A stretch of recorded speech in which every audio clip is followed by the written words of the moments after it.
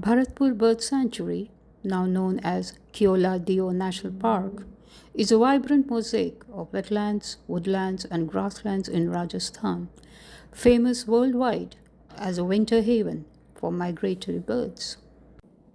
Originally a royal duck hunting reserve of the Maharajas of Bharatpur in the 19th century, it was transformed into a protected sanctuary in 1956 and later recognized as a UNESCO World Heritage Site in 1985.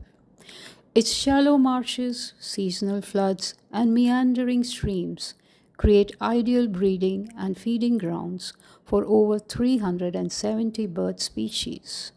During the cool winter months, the park comes alive with the calls of migratory visitors from Central Asia, Europe, and Siberia.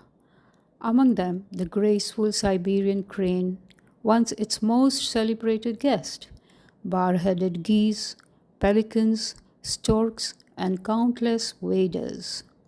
Resident species like painted storks, sarus crane, and kingfishers thrive year-round, sharing their home with jackals, nilgai, and reptiles.